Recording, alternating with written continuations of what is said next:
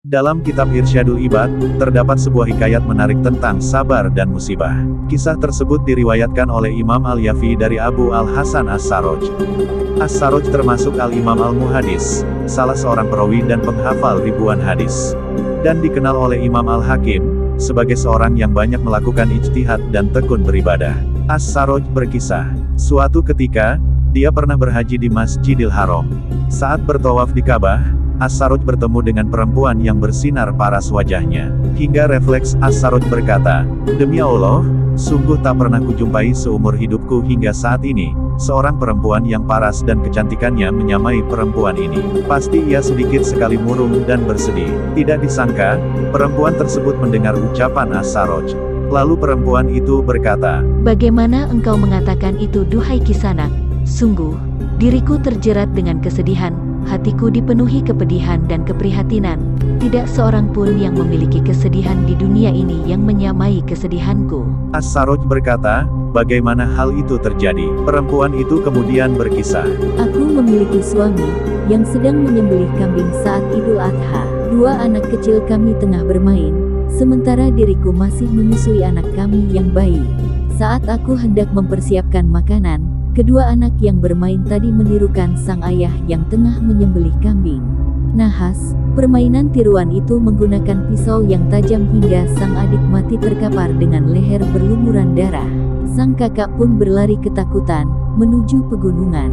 Sang ayah pergi mencari sang kakak di pegunungan, hingga ku ketahui bahwa sang kakak meninggal karena diterkam serigala, sementara suami saya meninggal karena kehausan. Di tengah kalut dalam kesedihan, aku meletakkan si bayi, dan tanpa sepengetahuanku si bayi merangkak di dapur, hendak meraih sebuah periuk yang tengah dipanasi, berisi air mendidih. Si bayi meraih kuali, hingga air mendidih tumpah di tubuh bayi. Dagingnya melepuh, hingga tampak sebagian tulang belulangnya.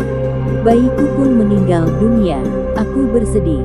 Peristiwa ini juga sampai kepada anak perempuanku yang sudah menikah.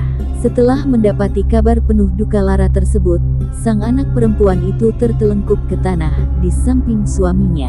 Dan ternyata hal itu menjadi ajal pula baginya.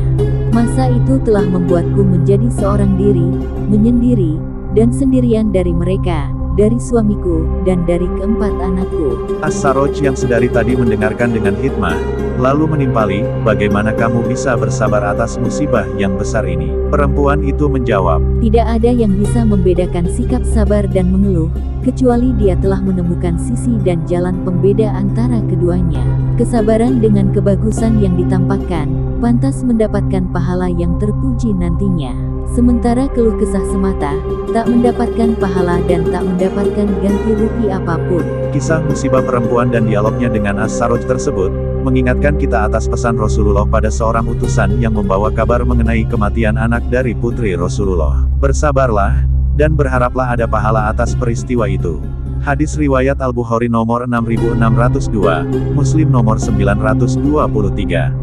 Hadis ini juga menjadi hadis pembuka dalam tema tentang kesabaran, di kitab Irsyadul Ibad karya Zainuddin Al-Malibari ini.